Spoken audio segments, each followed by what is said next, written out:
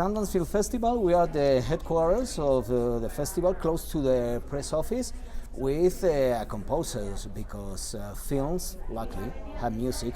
And one of the musicians, of the creators of that ambience, is Michael Bishop. Michael, welcome. How are you doing? Thanks, I'm doing great. Thanks for having me.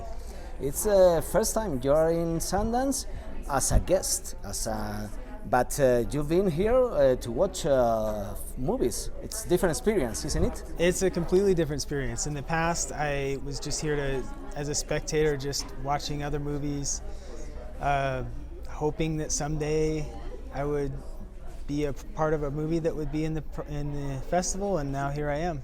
Mm-hmm. This is my first time having a movie in the festival.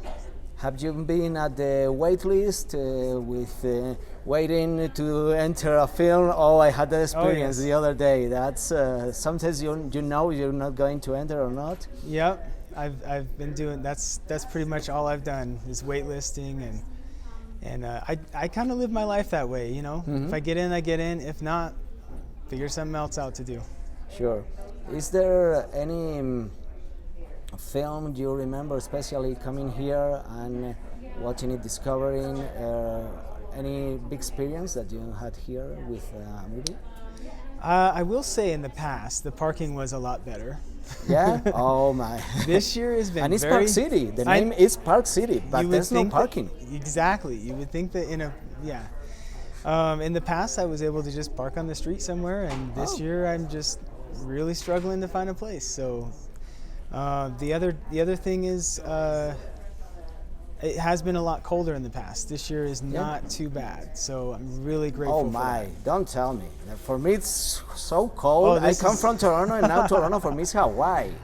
Oh, this isn't bad. It's not bad. No, it's not bad. No. Oh. I've been here when it's 10 degrees and snow blowing sideways, and nobody wants to be outside. Oh my! That's an experience. So. Okay, we've seen pictures of you, like while playing saxophone. You also play the guitar. Why did you become a musician? Well, that's a great question. So my parents put me in piano lessons when I was about 6 years old, mm-hmm. and I just immediately took to it. I love just the sound of the combination of notes together and the organization of the sound. And so I just took right to it, and after that I started saxophone a couple years later, and then guitar a couple years after that. And I've always loved music. Always loved writing it, listening to it, playing it, everything about it. Always loved writing, but writing for the screen or writing for yourself? How did you get related with writing music for movies? I grew up writing music. Even as a little kid, I was writing tunes and things like that. In junior high, one of my band teachers actually started a music for media class in 8th grade, which is pretty unheard of. Sure. And so that kind of piqued my interest in that. Mm-hmm. Continued playing in college, and somebody recommended I take a film scoring school from Hummy Man in Seattle. Oh. And that is probably where my interest for film music started, is with that program and learning all about the syncing of music to film and the creating of an atmosphere, inviting people into an emotion, a specific emotion. Not necessarily to push that emotion, but to invite that emotion and create a bed for them to feel something. Yeah. And I just love that. I love bringing out the emotion in the picture. Yeah, I like that. I haven't thought about it that way, but that's great, as you say it, in like inviting them to do it.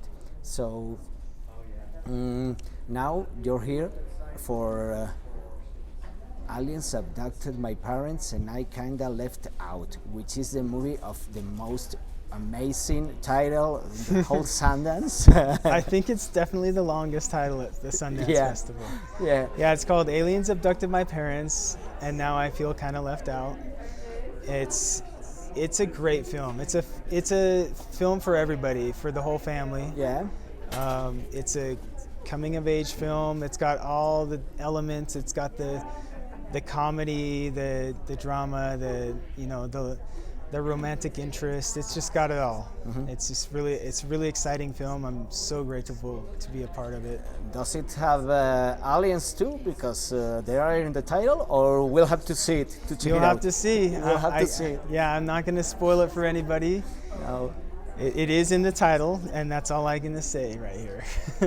How did it get in touch with you? Because you have now, and we can see it on your website. Well, you've done lots of music for films, but how did the filmmaker, the producers got in touch with you and told you you're in this movie? So Jake Van Wagner is the director, and I've scored a film for him before called. It was originally called My Brother the Time Traveler. Then it was released on Netflix, and they changed the title to Christmas Time. Oh. So having worked with him on that film, we had a history, and so he called me up and asked me if I'd be interested in scoring his new film, and I said absolutely, because I love working with Jake. He's an amazing director, very clear vision, hilarious person just in general. His comedy, his vision, it's just all around great director to work with. When did he call you? When the movie was in pre-production, or when the movie was done? How did he work with you? So he sent me the script actually before they even filmed. That's great. And he Not said, every director does that. I know. I was very very grateful for that. And he said, here's the script of a film I'm working on. Read it through. Tell me what you think. The second I read it, I knew it was a good film. I responded to him. I said, "You got a good film here. This is amazing. It's incredible." Then they filmed, and then after they filmed and locked the picture, then he sent me the locked picture, and then we got started. Okay. How do you work with? Because now you know each other, and you, I think, have some way of working together. But how do you do it when you have to do, like, for instance, a scene that has some action, some relation, some even dialogue? How do you work with him, and how do you work yourself in your studio? So I work completely by myself. Yeah. For now. Yeah. Hopefully in the future I'll have some help, but for now I just work by myself. Just you. And Jake will tell me, what he's kind of looking for, the mood that he's looking for, the vibe of the scene, and I'll just kind of come up with something and shoot it over to him, and he either loves it or he says, try again. Oh. Have you tried again a lot of times, or it's easier relation? It's always different. Sometimes is he perfectionist? Sometimes it's right the first time, and then sometimes, we've done, I don't know how many times. On some cues we've redone it, 10 times or more, and which is great. Like, I'm all about getting it right. Do it till pushes it's your right. limits. Yeah, completely. And it also makes me look at it from a different angle. So I'm seeing the music from my point of view and the scene from my point of view. And Jake might come in and say, well, the emotion that I'm trying to convey here is more of this and less of this. And so it forces me to look at it from a different angle. And I love that. It's because it's an art. So you can see it from so many different perspectives. Yeah. And as you said, it's an art, and then it's not mathematics. It doesn't. What works for you in a scene may be different in a scene that you think, oh, this is similar. Not, and the director is the person who has that vision, isn't it? Yeah. That's a good way to put it. It's not mathematics. It's not 2 + 2 = 4. It's imaginary number plus imaginary number equals whatever you want. Yeah. And music sometimes related with mathematics. Well, especially I'm remembering Bach, but everything is like, it's the magic of music, isn't it? It's mathematics, and at the same time it's creativity, and it's passion. I don't know. Yes, it's creativity through mathematics. That's a good way to think of it. That's the thing. So. what happens with jazz? You love jazz, I think. I love jazz. I grew up playing jazz. And one of my favorites musicians and related with the screen, like Howard Shore, and Spanish, maybe you don't know it, Jose Nieto, they come from the jazz world. So what does jazz do to you? Makes you more creative? Gives you some connection with the screen? That's a great question. I think that jazz, because of its improvisational elements, it breeds composers naturally, because we are, as jazz musicians, we are composing on the spot through improvisation. Jazz is basically, you play the melody, the head, and then you have a conversation with the other musicians in the group. And everybody's just improvising back and forth through this musical conversation. Sure. So it's like constant composition on the spot. And I think that really does well for composers, because we have to come up with melodies and themes. It really helps me a lot to have that jazz background. Yeah. Do you work with a special program that, because I know we have musicians in our audience and maybe they want to know what is your equipment, because you work solo. Do you use the saxophone to compose, the guitar, the piano? I don't know. Yeah, that's great. Yeah, I always like talking tech. So I use Logic Pro, and I love Logic. It's very simple to use. I love their auto sampling.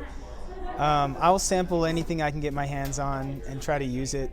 Saxophone has not been in my films that I've worked on, because it's such a distinct sound. Yeah. And once you put a saxophone in something, it places it. It dates it and it places it. Yeah. And I hope that's not the case forever, but for right now, that's just kind of how things go. Okay, so filmmakers of the world, if you want to do a saxophone soundtrack, you have the composer here. Yeah, I would love to use saxophone. I just don't find a lot of uses for it. I do play my clarinet in a lot of films, and I play clarinet and flute, and I will sample a lot of things through the auto sampler. So sometimes I'll just... One perfect example is there's a scene in the film where I wanted to feel like I was in school, a school setting. Oh yeah. And I remember back in school, I used to tap my number 2 pencil on the desk all the time. Oh yeah. Just out of, I don't know, nervousness or something. Yeah. Or maybe it's me just always keeping a beat. So I sampled me tapping a number 2 pencil with a microphone, and I just tapped it. Yeah. And I put that in the score. Wow. And it gave that feeling of being in a classroom setting. That's great. Yeah, that's the details that I think create like the feeling when you're watching a movie. There's something else, and there's something else that the creator, the musician in this case, has provided, and is that feeling that you are there with what you had in the mind. Yeah. Yeah, it's an element in the music that you don't necessarily know that it's there, but it pulls you into that feeling somehow. Yeah, and if you don't have it, it's another completely feeling, of course. So, but you like to play music also live. Yeah. And even you played recently with a group you like to play with. An autism-related event. Do you play charity events also, or how do you play live? I always find places to play whenever I can. I love playing live. I have some friends that have had a band for about, 8 years now or something like that, and they needed an extra person on their tour, so I volunteered to join them on their tour, and we did a whole West Coast tour. And since then I've been playing with them. We went into the studio and recorded eight or 9 songs in the studio, and the band's called Blooming Fire, and it's a LA-based band. So I live in LA. Yeah. And so those songs we recorded are going to be coming out sometime this year in 2023. That's good to know, because you also have another film coming maybe this year. Or? Exactly. Yeah, I do have another film I'm working on called Alien Country. Another alien film, but Another alien film? completely different. Oh, yeah? The only similarity is that it has alien in the title. So Okay. it's a great film. The director is Boston McConaughey, and it's going to be a good one. I'm really excited about this one. I'm not quite finished with the score yet, so I got to get back to LA and finish up that score. Oh, that's great. But, okay, we know that about you, but when do you have time to travel? Because I know you like traveling also, and with so many music you have to compose, do you do it on the run, or how do you travel? How do you find to travel? I travel whenever I can, but it usually ends up being as soon as I finish a film. So oh, great. when I finish a project, I usually have a break, hopefully. Not always, but whenever I have that break, I'll try to go somewhere, Southeast Asia, or Hawaii if I can't get all the way over to Bali, just wherever I can. I try to get away. Do you have a place for when you finish the next film? I've been looking at a few places. I really want to see Costa Rica. Oh, I haven't been great. there yet, and I haven't been to Thailand yet. Oh. But for sure, it's going to be somewhere warm.